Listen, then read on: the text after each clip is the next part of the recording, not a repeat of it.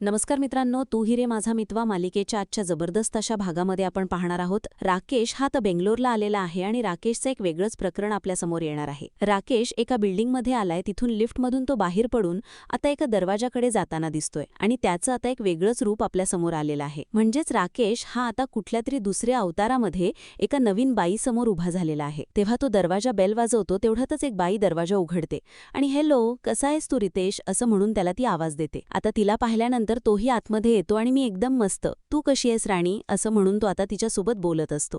आणि तिला पाहिल्यानंतर तो अगदी फ्रेश होऊन जातो. तेव्हा तिच्याकडे बघून तो विचारतो की कसं वाटलं माझं हे सरप्राईज. तेव्हा ती म्हणते की खूप खूप छान वाटलं आणि भरपूर दिवसानंतर भेटलायस तू आज, खरंच खूप छान वाटतंय मला. तेव्हा आता तो म्हणतो की येस, मी तुला भेटायला आलोय आणि ना तुझ्यासाठी एक सरप्राईज आहे माझ्याजवळ. तेव्हा ती म्हणते की कोणता सरप्राईज. तेव्हा तो समोरूनच खिशातून काहीतरी काढतो आणि मग तिला दाखवतो की हे बघ तुझ्यासाठी खास. तेव्हा ती म्हणते की हे काय, इयरिंग्स. तेव्हा तो म्हणतो की हो, तुझ्यासाठीच आहेत इयरिंग्स. तेव्हा ती म्हणते की हाऊ क्यूट, पण याचं बॉक्स वगैरे कुठे. तेव्हा तो म्हणतो की अगं बॉक्स न काय, त्याचं काय झालं, येतानाच मी ठरवून आलो होतो की हे जे कानातले आहेत ना हे मी तुला द्यायचे आहेत आणि म्हणूनच रस्त्यातच बॉक्स फेकून आलो. माझ्या स्वतःच्या हाताने तुला हे कानातले मला घालायचेत, त्यामुळे मी हा बॉक्सच टाकून दिला होता. असं म्हणून तो आता तिच्या हाताकडे घेतो आणि म्हणतो की इकडे टर्न हो, मला स्वतःच्या हाताने तुला हे कानातले घालायचेत. तेव्हा हे कानातले तो अगदी मनापासून घालत असतो आणि मनातच विचार करत असतो की हे कानातल्या त्या मूर्ख अंजलीचे आहेत आणि त्यासाठीच मी हा बॉक्स वगैरे काहीच आणू शकलो नाही. हिला काय सांगणार, आणि तसंही हिला असल्या मुलीला खुश करण्यासाठी मला हे करावं लागणारच होतं. आणि ही मालदार विधवा बेंगलोरमध्ये असलेलं माझं करंट अकाउंट आहे, त्यामुळे किती काही झालं तरीही तिला खुश तर ठेवलंच पाहिजे, असं म्हणून तो खुश होत असतो. तर आकाश घरी आलेला असतो आणि तो पाणी पित असतो. ईश्वरी म्हणते की आकाश भाऊजी, तुम्ही खूप उशीर झालाय, म्हणजे ना सगळ्यांची जेवणं झालेली आहेत, हरकत नाही तुम्ही फ्रेश होऊन या, मी तुमच्यासाठी जेवण वाढते. तेव्हा आकाश म्हणतो की नाही नकोय, मला भूक नाहीये. तेव्हा ती म्हणते की असं का बोलताय तुम्ही, भूक नाहीये म्हणून, खूप उशीर झालाय तुम्हाला, तरी जेवून घ्या चला. तेव्हा तो म्हणतो की नाही, मला भूकच नाहीये, हे हे जे सगळं घडलंय त्यावरून मला खूप कंटाळा आलाय. ईश्वरी विचारते की काय नक्की काय झालंय, आता तुमचा आजही वाद झालेत का. तेव्हा तो म्हणतो की हो, नमूताईने तुझ्या नमूने माझ्यावर हात उचललाय. हे ऐकल्यावर ईश्वरीला धक्काच बसतो. नंतर इथे नमू पाणी पित असते आणि तिचंही अजिबात जीवनाकडे लक्ष नसतं. तेवढ्यातच सुप्रिया तिथे येते आणि म्हणते की काय चाललंय नमू तुझं. तेव्हा तू म्हणतो की काकू काळजी करू नको, मी नमूसाठी ना मस्तपैकी लिंबू जिरव्या बनवणार आहे, म्हणजे लेमन सोडा पिऊन ना तिची अगदी मजा होणार आहे बघ तू. तेव्हा ती म्हणते की अरे तू तिला लिंबू सोडा कसला देतोयस, तिने सकाळपासून काहीच खाल्लं नाहीये आणि मग तिला ॲसिडिटी नाही का होणार. तेव्हा लगेचच ती म्हणते की तिला काहीतरी खायला सांग, आधी खाऊन घे ग नामू, असं करू नको, तुझाच त्रास होईल, वाढेल त्याने. तेव्हा नमू म्हणते की नाही आई, मी एकदा सांगितलं ना मला काहीच खायचं नाहीये. तेव्हा लगेचच तू म्हणतो की काकू डोंट वरी, मी बघतो ना काय करायचं ते. तेव्हा सुप्रिया म्हणते की हे बघ तूच काय ते बोल बाबा आता शुभंकर तिच्याशी, आणि तुझंच ती ऐकते, त्यामुळे तूच बोल. हे ऐकल्यावर त्याला खूप बरं वाटतं आणि मनातच तो स्वतःशी म्हणतो की काकूलाही माहीत आहे की ती माझ्याशिवाय कोणाचंही ऐकत नाही. हे पाहून खूप बरं वाटलं. बरं जाऊ दे, आता मी बघतो काय करायचं ते. नंतर ईश्वरी विचारते की काय, तिने हात उचलला, नेमकं काय झालंय. तेव्हा तो म्हणतो की मला सांग ईश्वरी, तुला असं वाटते का की शुभंकरवरती हल्ला मी घडवून आणलाय, आणि ज्याने कोणी हे घडवून आणलंय ना त्यांनी माझं नाव घेतलंय आणि त्यामुळे मला त्याचा जास्त त्रास होतोय. ईश्वरी म्हणते की पण हे बरोबर नाहीये, म्हणजे असं सगळं घडणं हे खूप चुकीचं आहे. म्हणजे तुमचं नाव कोणी घेतलं असेल ईश्वरी भाऊजी मला हेही खरंच माहिती नाहीये. हे सगळं करणाऱ्याला ना व्यवस्थित शोधून काढलं पाहिजे. आणि मला माहितीये नमूताईला खूप राग आला असेल ना ह्या सगळ्याचा. तेव्हा तो म्हणतो की राग, तुला माहितीये ना राग आला की ती काय करते, अजिबात बोलत नाही. तेव्हा ईश्वरी म्हणते की हो मला माहितीये, तिचा स्वभाव, एकदा कधी राग तिला येत नाही आणि आला तर तो लवकर जात नाही. तेवढ्यातच मग तो म्हणतो की हे दे नमूढमे, हा लिंबू मला जरा चिरून दे, मी तुझ्यासाठी मस्तपैकी लेमन सोडा बनवतोय, समजलं, घे लिंबू चिरून दे. तेव्हा पटकन आता ती लिंबू घेते आणि चिरण्यासाठी जात असते, तेव्हा शुभंकरचं मागून लक्ष तिच्याकडे असतं. तो तिच्याकडे बघतच राहतो कारण की तिचं अजिबातच कशात लक्ष नसतं. ती एकटक शून्यात बघत असते. तेवढ्यातच ती लिंबू चिरत असताना तिचं लक्ष नसताना तिचं बोट चिरलं जातं आणि ती आई ग अशी कळवळते. तेवढ्यातच शुभंकर समोर येतो आणि म्हणतो की काय झालंय नमू, आणि मग तो तिचा पटकन हात घेतो आणि स्वतःच्या तोंडात म्हणजेच बूट घालतो आणि रक्त थांबवू लागतो. तिचं रक्त जात असतं तेव्हा ती म्हणते की नाही, इतकं काही झालेलं नाही शुभू, हात सोड. परंतु तो ऐकतच नसतो आणि ती पटकन म्हणते की थांब, असं म्हणून ती पटकन हात तिचा स्वतःचा सोडवून घेते आणि बाजूला निघून जाते. तेवढ्यातच आता तो शांत होतो. त्यालाही कळत नसतं की त्याने काय केलेलं आहे ते. तेवढ्यातच आता तो बाजूला पडलेला जो सुरा असतो तो सुरा तो बघतो आणि रागानेच त्याच्याकडे बघून म्हणतो की तुझ्यामुळे माझ्या नमूला आज त्रास झाला. तुला मी सोडणार नाहीये, लक्षात ठेव. असं म्हणून तो आता तो सुरा घेतो आणि तो त्या चॉपिंग बोर्डवरती त्याला असा तो तोडत असतो. तेव्हा ईश्वरी म्हणते की मला माहिती आहे हे सगळं जे काही घडलंय ना ते खूप विचित्र पद्धतीचं सुरू आहे, पण सगळं सॉर्ट होईल, काळजी करू नका आकाश भाऊजी. तेव्हा आकाश म्हणतो की ईश्वरी, तुला वाटतंय तितकंही सोपं नाहीये. ही नेहमीची भांडणं नाहीयेत. तुझ्या म्हणण्याप्रमाणे नात्यात वाद हे होतात, परंतु हे वाद काही वेगळेच आहेत. माझं नाती अजिबात ऐकायलाच तयार नाहीये. मी तिला किती समजवतो परंतु तरीही ती समजून घेत नाहीये. आता वेगळंच प्रकरण आहे. म्हणजे शुभंकर आहे ना, त्यावरून तिला असं वाटतं की मी इन्सिक्युअर होतंय. पण खरंच माझ्या मनात असं काही नाहीये. मी अजिबात काहीच असं करू शकत नाही. हे तिला समजत नाहीये. जर मी असं केलं, तिने असं केलं असतं तर मी अगोदर तिला विचारलं असतं. त्यानंतरच तिच्यावर मी कन्क्लुजन काढलं असतं. पण नाही, नमूला समजूनच घ्यायचं नाहीये. ती आता प्रत्येक वेळेला माझ्याशी भांडते. आत्ता सध्याचं आमचं रिलेशन आहे ना, हे खरंच फार वेगळ्या वळणावर आहे. म्हणजे सतत वाद हे होतच राहतात आणि त्यावर सोल्युशन काहीही निघत नाही. प्रत्येक वेळेला मला हे सगळं समजून घ्यावं लागतंय. नमू काही समजून घेण्याच्या स्थितीतच नाहीये. जाऊ दे, चल ठीक आहे, असं म्हणून तो तिथून निघून जातो. ईश्वरी म्हणते की बरं, पण तुम्ही काहीतरी खाऊन घ्या. तेव्हा तो म्हणतो की नको, मला खरंच काही नको आहे, आणि आकाश तिथून निघून जातो. तेव्हा मग ईश्वरी विचार करते की नाही, हे सगळं खरंच खूप चुकीच्या पद्धतीने सुरू आहे आणि हे सगळं घडतंय ह्यामागचं कारण शुभंकर तर नाहीये ना, असा विचार तिच्या डोक्यामध्ये येतो. तर इथे आता हा शुभंकर चॉपिंग बोर्डवरती तो चाकू मारत असताना त्याच्याही हाताला लागलेलं असतं, त्याच्याही हातातून रक्त वाहत असतं. तेव्हा मग तो म्हणतो की तुझ्यामुळे माझ्या नमूला आज त्रास झाला. तुला मी सोडणार नाहीये, लक्षात ठेव. असं म्हणून तो आता तो सुरा घेतो आणि तो त्या चॉपिंग बोर्डवरती त्याला असा तो तोडत असतो. तेव्हा ईश्वरी म्हणते की मला माहितीये हे सगळं जे काही घडलंय ना ते खूप विचित्र पद्धतीचं सुरू आहे, पण सगळं सॉर्ट होईल, काळजी करू नका आकाश भाऊजी. काय हालत केलीस माझ्या नमूची. तुला मी सोडणार नाहीये. किती काही झालं तरीही या सुरीला मी सोडणार नाही. आणि जसं नमूच्या हाताला रक्त आलेलं असतं तसंच त्याच्याही हाताला आता रक्त वाहत असतं. तो अगदी वेड्यासारखाच करत असतो. त्यानंतर ईश्वरी ताईच्या रूममध्ये सकाळी येते, बघते आणि म्हणते की अरे वा, कनूबाळ झोपलंय आमचं. असं म्हणून ती आता अंजलीला चहा आणत असते. तेवढ्यातच समोर बघते तर अंजली ही अजूनही गाढ झोपलेली असते. ती म्हणते की ताई, तुमची अजून झोप लागली? असं म्हणून ती बघायला जाते, पण अंजली जराशी कणत असते. तेवढ्यात ईश्वरी तिच्याकडे येऊन म्हणते की ताई, काय झालंय तुम्हाला? तुम्ही अजून कशा झोपल्यात? म्हणून ती तिच्या डोक्याला वगैरे हात लावते आणि बघते तर खूप ताप आहे. ईश्वरी म्हणते की ताई, तुम्हाला तर खूप ताप आलाय. तेव्हा लगेचच ती आवाज देते, अर्णव सर प्लीज इकडे या. तेव्हा अर्णव येतो आणि म्हणतो की मिनसिंदूर, काय झालंय? तेव्हा ती म्हणते की अर्णव सर बघा ना, ताईला खूप ताप आहे आणि नुसतं अंग थंडीने भरल्यासारखं झालंय. तेव्हा अर्णव येतो आणि म्हणतो की ताई, एक मिनिटं थांब. तेव्हा ती म्हणते की नको उठवू मला, थांब मी उठते स्वतःच. तेव्हा तो म्हणतो की नो, थांब जरा, तुला उठता येत नाहीये, जरा ये. असं म्हणून पटकन तो तिला उठवतो आणि तिच्या म्हणजेच तिच्या डोक्याच्या मागे उशी वगैरे ठेवतो. ताई, हे काय झालंय? अचानक तुला ताप कसा भरला इतका? खूप फीवर झालाय तुला. तेव्हा ती म्हणते की मलाही कळत नाहीये, पण खूप तापासारखं होतंय. तेव्हा तो म्हणतो की थांब, मी डॉक्टरला कॉल लावतो. अंजली म्हणते की अरे, इतकं काही नाहीये, डॉक्टरला लगेच कशाला कॉल, मी टॅब्लेट घेते. तेव्हा तो म्हणतो की नॉट ॲट ऑल, खूप ताप आहे, बघ तुझी अवस्था, मी बोलतो डॉक्टरशी बोलून तो आता बाजूला जातो. आकाश पोलिसांशी भांडत असतो की तुम्हाला काही कळतंय का? हे सगळं जे काही चालू आहे त्याबद्दल तुम्हाला काही समजतंय का? पण तुम्ही हे सगळं समजू का शकत नाहीये? हे मी काहीही केलेलं नाहीये. हे माझ्यावर कुठलेतरी आरोप लावले जात आहेत, जे मी अजिबातच सहन करणार नाहीये. ओके? हे सगळं कोण करतंय, का करतंय, हे सगळं तुम्ही शोधून काढा ना. किती काही झालं तरीही तुम्हाला हे सगळं शोधावंच लागणार आहे. मला लवकरात लवकर अपडेट करा, मी येऊन तिथे बघतो काय करायचं ते. वल्लरी हे सगळं ऐकते आणि म्हणते की हे काय झालं? तू कोणाशी फोनवर भांडत होतास? तो म्हणतो की मॉम, मला ना खरंच खूप वैताग आलाय. म्हणजे ना, हे सगळं जे काही प्रकरण झालंय, म्हणजे तो नम्रताच्या घरी तिचा चाइल्डहुड फ्रेंड तो आलाय शुभंकर, आणि त्याच्यावर कुणीतरी हल्ला घडवलाय आणि त्याला खूप मारलंय आणि त्याच्याबद्दलचं नाव माझ्यावर घेतलंय. खरंच हे सगळं कोण करतंय ना, मला शोधून काढायचंय. त्याशिवाय मी गप्प बसणार नाहीये. तेव्हा वल्लरी म्हणते की अरे, असं काय करतोयस तू? शांत हो. मला माहितीये की तुला या सगळ्याचा खूप राग आलाय, पण प्लीज असं करू नकोस आकाश. इतकं डोकं तापवून घेऊ नकोस. तेव्हा मग तो म्हणतो की नाही, हे बघ मॉम, किती काही झालं ना तरीही मी हे शोधून काढणार आहे.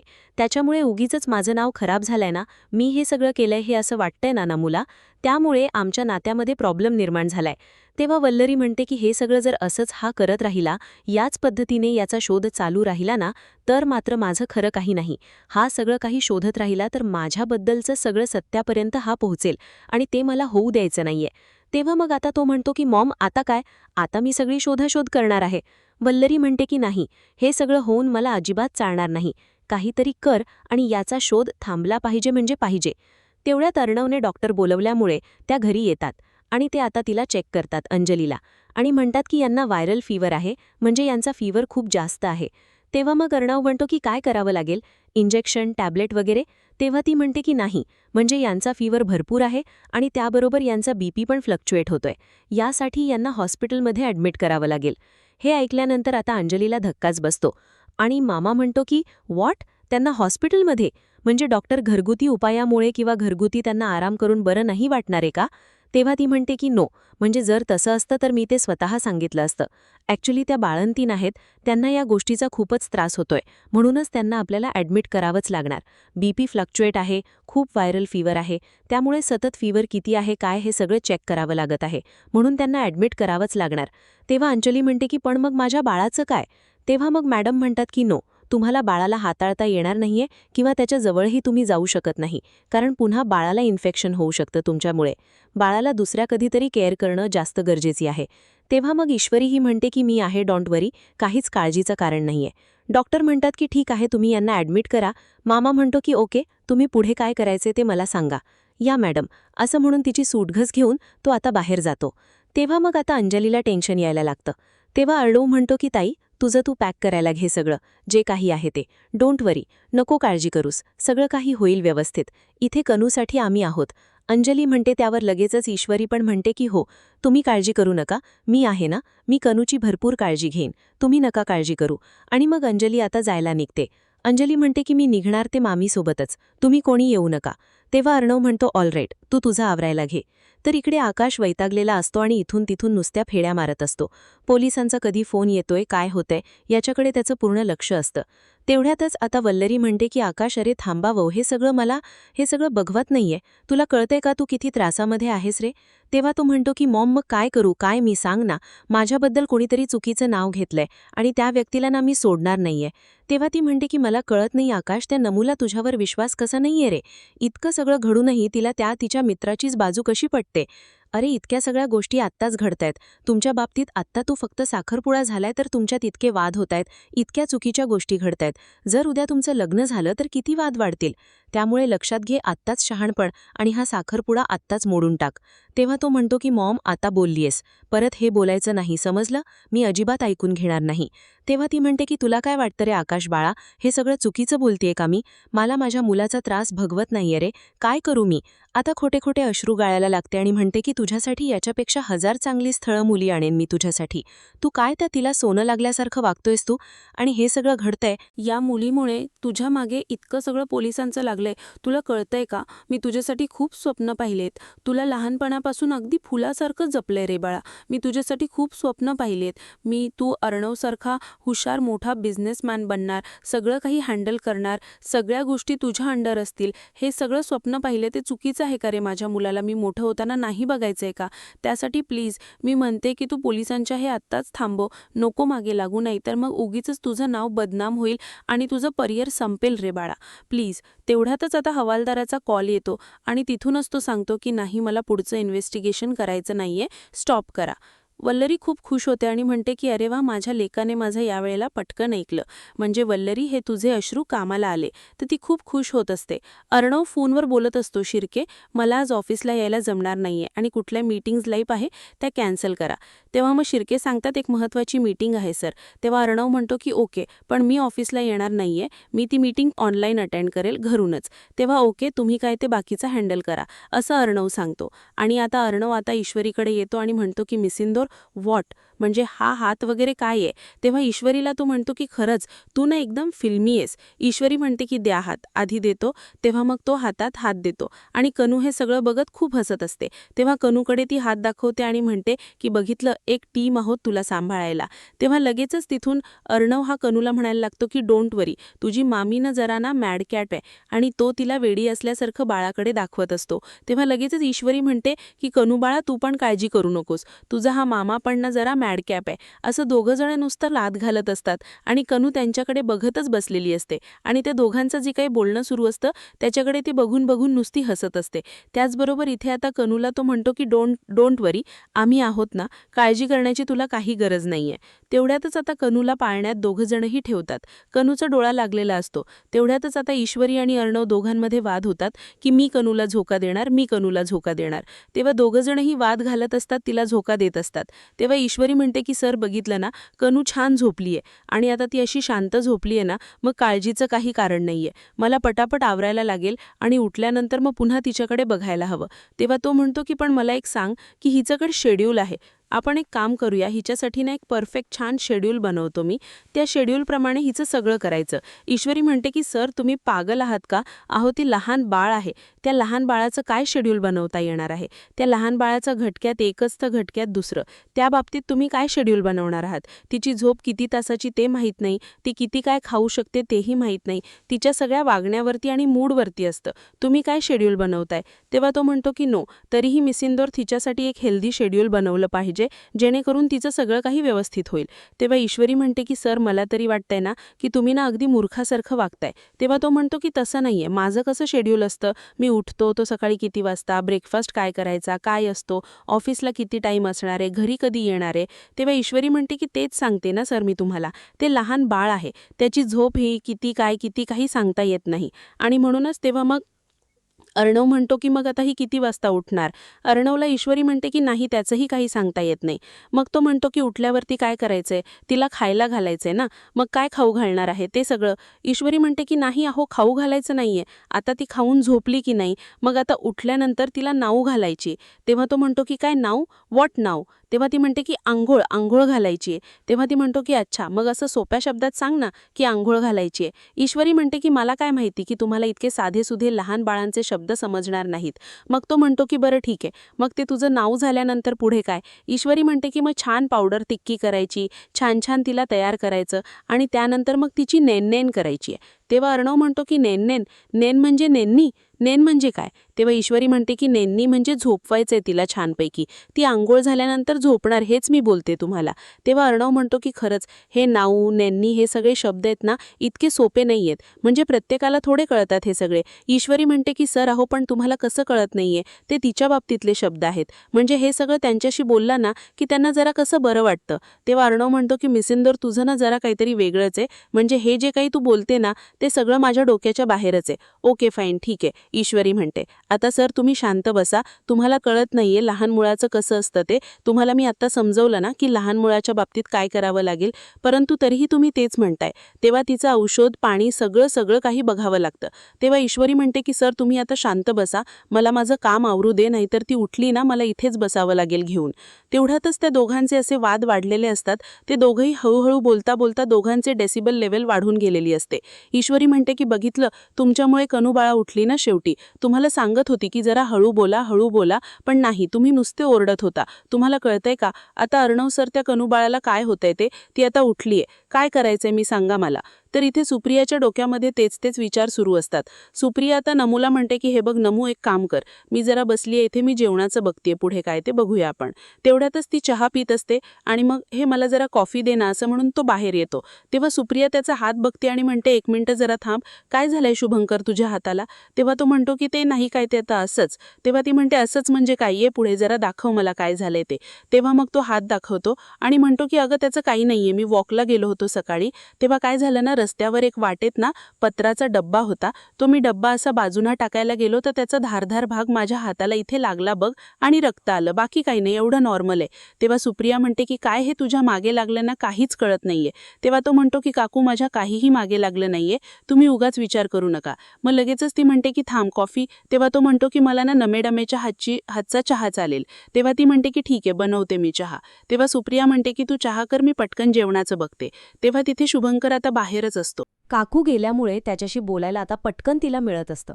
मग नम्रता विचार करते की काय करू मी शुभंकरशी, जे काही माझ्या मनात चालू आहे ते शेअर करू का, मी काय करू म्हणजे तो ह्याच्यावर मला सोल्युशन नक्कीच देऊ शकेल. म्हणून तिच्या मनात तेच सुरू असतं. तेवढ्यातच ती मागे वळून बघते आणि म्हणते की शुभंकर एक बोलायचंय तुला. तेव्हा तो म्हणतो की बोल काय झालंय. तो पटकन त्याचं काम बाजूला ठेवून तिच्याशी प्रायोरिटी देऊन बोलतो. तेव्हा नमू म्हणते की काल जे काही झालंय ना त्याबद्दल खरंच मला खूप त्रास होतोय. म्हणजे मला कळत नाहीये की मी काही चुकीचं वागतीये का. म्हणजे माझं एक मन मला सांगतंय की ना मी आकाश सरांशी खूप चुकीचं वागलीये त्यांच्यावर संशय घेऊन. त्यामुळे त्यांना कॉल करावा आणि त्यांना सॉरी बोलून मोकळं व्हावं म्हणजे जे काही घडलंय त्याबाबत. आणि माझं दुसरं मन मला असं सांगतं की नाही, जे काही घडलंय ना ते सगळं त्यांच्यामुळे घडलंय. म्हणजे हे जे काही वाद होत आहेत त्याबद्दल त्यांना काहीच फोन करायला नको किंवा काही नको. मला काहीच कळत नाहीये, मी आता काय करू. तू मला प्लीज सजेशन दे, मला तुला हे शेअर करायचं होतं. तेव्हा तो म्हणतो की हे बघ नमे, मी तुला एक गोष्ट सांगतो. तुम्ही दोघेही रिलेशनमध्ये आहात. त्यामुळे ना तुमचं रिलेशन ना असा एका टप्प्यावरती आहे जिथे तुम्ही एकमेकांपासून खूप जास्त एक्सपेक्टेशन्स ठेवताय आणि ते एकदम नॉर्मल आहे. त्यामुळे ना तुमची एकमेकांकडून एक्सपेक्टेशन असल्यामुळे हे सगळं घडतंय. तो तसा वागतोय आणि तू अशी. त्यामुळे मला असं वाटतं ना की तुम्ही जरा एकमेकांना स्पेस द्या. म्हणजे कसं आहे, स्पेस दिलीस ना तर तुला सगळं काही समजेल आणि एकमेकांचे मुद्देही कळतील. असं म्हणून तो तिला आता त्याच्यापासून लांब करायची सुरुवात करतो. तर इथे ईश्वरी कनूला उचलते आणि म्हणते की ओग भाई शांत हो, काय झाले तुला. शांत हो, नको रडू कनू बाळा, अगं सोने शांत हो. तेव्हा अर्णव म्हणतो की मिसिंदूर बघ ना केवढी रडतीये ती, काय झाले तिला, शांत कर तिला. ईश्वरी म्हणते की तुम्ही जरा शांत बसता का, मला जरा बघू दे ना गं, आत्ता मला समजलंय काय झालंय तुला. तेव्हा अर्णव म्हणतो की काय बोलली ती तुला, सांग ना काय समजलं तुला. अगं मिसिंदूर काय झालं. तेव्हा ती म्हणते की ओ जरा थांबता का तुम्ही, अन्नाच जरा गप्प बसा, माझ्याशी ती बोलतीये ना काहीतरी, जरा थांबा. तेव्हा अर्णव म्हणतो की काय आम्ही सिंदूरला वेळ लागतं ना, हिला काय ऐकायला येतं काय माहिती. तेव्हा ईश्वरी म्हणते की ओ कनू बाळाला काय झाले ते मला समजलं, तिने काय केले ते मला समजलं. तेव्हा आता अर्णव म्हणतो की हे सगळं मला ना काहीतरी विचित्र वाटतंय. ईश्वरी म्हणते की हो विचित्र वाटणारच तुम्हाला, कारण ना तिने पॉटी केलेली आहे, शी केली आहे तिने. आता अर्णव म्हणतो की ओ गॉड ठीक आहे. तेव्हाच असा वास येतोय. तेव्हा अर्णव पटकन रुमाल काढतो आणि नाकाला बांधून घेतो. ईश्वरी म्हणते की सर हे काय चाललंय तुझं. तेव्हा अर्णव ईश्वरी म्हणते की सर तुम्ही खूप चुकीचं करताय काहीतरी. हा नाकाला रुमाल. तो म्हणतो की आय एम व्हेरी सॉरी, मला स्मेल येतोय आणि मला सहन होत नाहीये. प्लीज मी सिंदूर तू हिचं काहीतरी क्लीन करून घे, मी तोपर्यंत बाहेर आहे. ईश्वरी म्हणते की नो, अजिबात नाही चालणार, इथेच थांबायचे, तुम्हाला काही होत नाही, म्हणजे हे नॉर्मल आहे सगळ्या लहान बाळांसाठी, तुम्ही इथेच थांबायचे आणि मला मदत करायचे. तो म्हणतो मिस सिंदूर माझी एक महत्त्वाची मीटिंग आहे, माझा कॉन्फरन्स कॉल आहे, मी तुला सांगितलं होतं ना सकाळी, तो स्वतः अटेंड करतो, थांब मी येतो, तोपर्यंत तू हिचं बघ. तेव्हा ती म्हणते की ते काही नाही, तुम्ही इथेच थांबायचे आणि मला मदत करायची आहे आणि कनू बाळाचा डायपर ना तुम्ही चेंज करायचा आहे. जा तिकडून जाऊन ना एक नवीन डायपर आणा. तेव्हा मग लगेचच तो म्हणतो की ठीक आहे आणतो मी, आणि नाकात खूपच वास येत असतो, त्यामुळे तो खूप जास्त त्रासात असतो. आता हे सगळं होत असताना अर्णव पटकन ड्रॉवर उघडतो आणि ड्रॉवर उघडून तो त्याच्यामधला डायपर बाहेर काढतो.